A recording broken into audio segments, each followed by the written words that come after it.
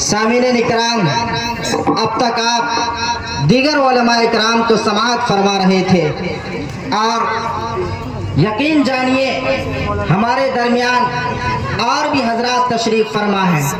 ان کے بعد مفتی انوار صاحب کو صرف 5 منٹ کے لیے مدعو کر رہا ہوں اس شعر کے ساتھ: گل گئی گلشن گئی گل کی باری آ گئی، گل گئی گلشن گئی گل کی باری آ گئی، اسٹیج خالی ہے مفتی انوار کی باری آ گئی۔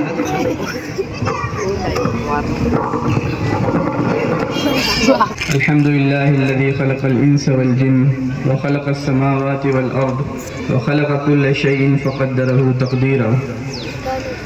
أما بعد،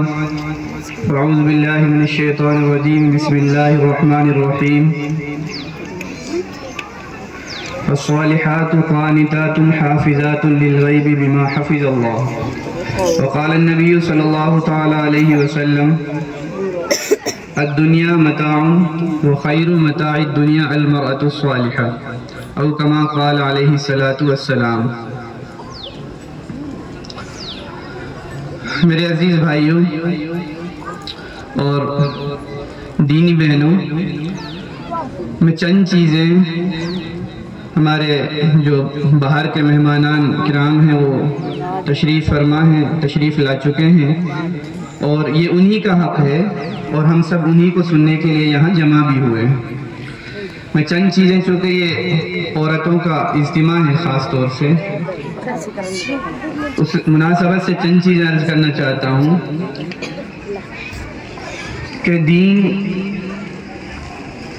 مختلف شعبوں کا نام ہے۔ صرف نماز پڑھ لینے کا نام دین نہیں ہے، صرف روزہ رکھ لینے کا نام دین نہیں ہے، صدقہ کر لینے کا نام دین نہیں ہے، اور اسی طریقے سے جو اور چیزیں ہیں، کسی ایک پوائنٹ کا نام دین نہیں ہے، بہت سے پوائنٹوں کا نام اور بہت سی چیزوں کا نام، بہت سے شعبوں کا نام مکمل دین ہے۔ تو اللہ کے نبی صلی اللہ تعالیٰ علیہ وسلم جب دنیا میں تشریف لائے اور ایسے خطے کے اندر تشریف لائے، ایسے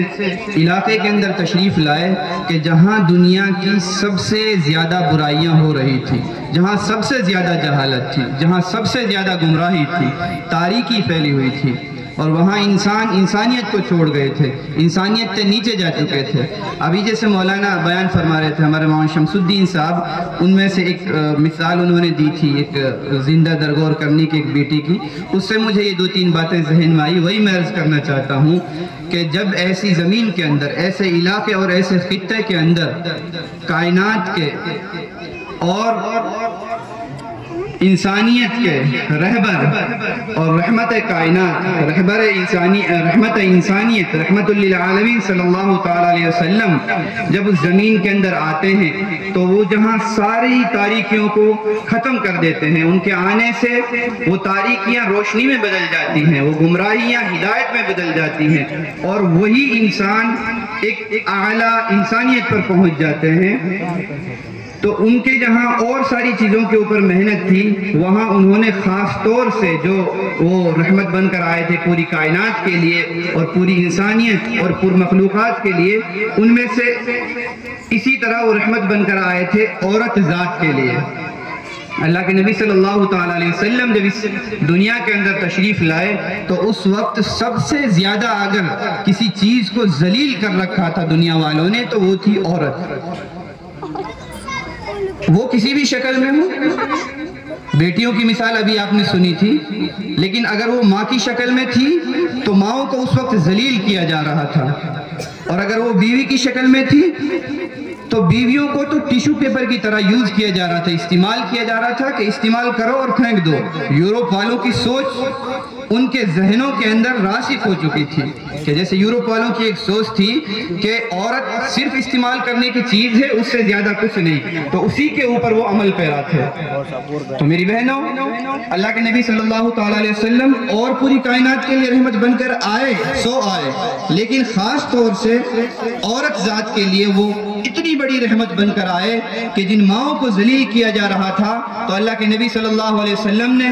اس ماں کا احترام اتنا بڑھا دیا اور آکے فرمانے لگے کہ الجنت تحت اقدام الامہات، تم کچھ بھی کر لو، نماز پڑھتے رہو، سجدے کرتے رہو، روزے رکھتے رہو، صدقے کرتے رہو، جہاد کرتے رہو، کچھ بھی کرتے رہو، اگر تم نے ماؤں کو ذلیل کیا تو تمہارے لیے جنت کے سارے دروازے بند ہو جائیں گے۔ ہمارا نبی نے فرمایا کہ اپنی جنت کو اگر تلاش کرنا ہے تو ماؤں کا احترام کرنا سیکھو۔ پھر اللہ کے نبی صلی اللہ علیہ وسلم جب آئے تو اس وقت بیٹیوں کو عیب سمجھا جاتا تھا۔ آپ اندازہ نہیں کر سکتے کہ جس گھر کے اندر بیٹی پیدا ہوتی تھی، جس عورت کے شکم سے بیٹی پیدا ہوتی تھی، ایسے تاریخ کے واقعات بھرے ہوئے ہیں، تاریخ کے اندر ایسے واقعات کہ سینکڑوں نہیں ہزاروں کی تعداد میں ایسی عورتوں کو طلاق دیا جاتا تھا، چھوڑ دیا جاتا تھا۔ کیوں؟ کہ اس کے پیٹ سے یہ بیٹی جو میری عزت پر دھبا ہے، عیب ہے، یہ کیوں پیدا ہو گئی؟ تو ان کو چھوڑ دیا جاتا تھا۔ تو اللہ کے نبی صلی اللہ تعالی علیہ وسلم آئے تو اللہ کے نبی نے بیوی کی شکل میں عورت کا رتبہ بڑھایا اور کیا فرمایا؟ تم میں سب سے بہترین مسلمان، تم میں سب سے زیادہ اخلاق والا مسلمان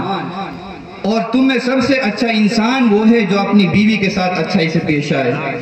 میں مختصراً 2-3 باتیں جلدی ختم کر رہا ہوں۔ تیسری شکل عورت کی، بیٹی کی شکل، تو وہ ابھی مولانا نے تفصیل سے بتایا تھا کس طرح بیٹیوں کو ایک بدنما داغ سمجھا جاتا تھا۔ تو اللہ کے نبی صلی اللہ علیہ وسلم تشریف لائے تو اللہ کے نبی نے عورت کا بیٹی کی شکل میں بھی رتبہ بڑھایا اور کیا فرمایا کہ جس کے 3 بیٹیاں ہوں وہ ان کی صحیح تعلیم و تربیت کا انتظام کرے، صحیح پرورش کرے اور ان کی کہیں اچھی جگہ پہ شادی کر دے تو اللہ تعالیٰ اس کے اوپر جنت واجب کر دے گا۔ اگر بہن کی شکل میں ذلیل ہو رہی تھی تو ہمارے نبی نے بہن کی شکل میں بھی اس کا رتبہ بڑھایا اور فرمایا کہ جس کے پاس 2 بہن ہوں یا 3 بہن ہوں، ایک صحابی نے پوچھا کہ اگر ایک بہن بھی ہو اور وہ باپ کی طرح ان کی کفالت کرے، پرورش کرے، صحیح جگہ پر شادی کر دے تو وہ بہنوں کی کفالت کرنا، پرورش کرنا، ان کا بوجھ اٹھانا، یہ اس کے اور جہنم کے درمیان میں آڑ بن جائے گا۔ تو میری دینی بہنوں، جو نبی ہمارے لیے اتنی بڑی رحمت بن کر آئے کہ ذلیل ترین چیز کو انہوں نے اتنا بلند کر دیا کہ جنت کے داخلے کو بھی اس کے اوپر موقوف کر دیا۔ آج ہم یہاں جو جمع ہوئے ہیں اسی محمد عربی صلی اللہ علیہ وسلم کی نسبت پر جمع ہوئے ہیں۔ تو میری آپ سب سے درخواست ہے کہ ہم یہاں جمع ہو کر کم سے کم یہ سبق لیں کہ جس نبی نے ہمیں اتنی عزت دی، جس نبی نے ہمارا اتنا رتبہ بڑھایا، ہمارے مقام کو اتنا بلند کیا، تو اس نبی کے دین کی خاطر ہم اپنے آپ کو بھی پیش کر دیں گے اور خود بھی کوشش کریں گے کہ ہم ایک نیک عورت بن کر دکھائیں، خدیجہ والے صفات اپنے اندر پیدا کریں، وفاداری کے، اور حضرت عائشہ والے علمی شوق اور ذوق کا جذبہ پیدا کریں اپنے اندر، اور حضرت آسیہ والے دین پر مروٹنے والے جذبات پیدا کریں، اپنے آپ کو قربان کرنے والے صفات پیدا کریں۔ ہم خود بھی اپنے اندر یہ کوشش کریں، اور یہاں چونکہ لڑکیوں کا ادارہ ہے، اس مناسبت سے میں یہ کہنا چاہتا ہوں کہ اگر کم سے کم ہمارے اندر، ہماری ماں بہنوں میں بہت سی ایسی ہیں کہ جن کی عمر زیادہ ہو گئی جو ماں کی شکل میں ہیں، کچھ ایسی ہیں جن کے پاس ابھی بیٹیاں ہیں، کچھ ایسی ہیں جن کے پاس سے بیٹیاں بھی رخصت ہو گئی، تو جس کے پاس جتنا موقع ہے کوشش کریں اپنی، اگر نہ ہو سکے تو کم سے کم اپنی بیٹیوں کو دینی اداروں کے حوالے کریں اور لڑکیوں کے مدرسوں میں اپنی بیٹیوں کو بھیجیں۔ انشاءاللہ یہ ساری جو صفاتیں ہیں اگر ہم خود پیدا نہیں کر سکتے تو ان اداروں کے حوالے کریں، ہماری بیٹیاں یہاں سے عائشہ کی صفات لے کر نکلیں گی، حضرت خدیجہ کی صفات لے کر نکلیں گی، اور حضرت آسیہ اور جن کا بھی نیک عورتوں کا قرآن کریم کے اندر اللہ پاک نے تذکرہ کیا ہے یا احادیث میں جن نیک عورتوں کو تذکرہ آیا ہے، انشاءاللہ ہماری بیٹیاں جب ہم ان اداروں کے اندر ان کو داخل کریں گے تو یہاں سے ان صفاتوں کو سیکھ کر نکلیں گی، اور کل کو جب یہ معاشرے کے اندر جائیں گی تو وہی ایک دینی معاشرہ اور ایک خوبصورت معاشرہ ہمیں نصیب ہوگا۔ اللہ تعالی ہم سب کو کہنے سے زیادہ عمل کی توفیق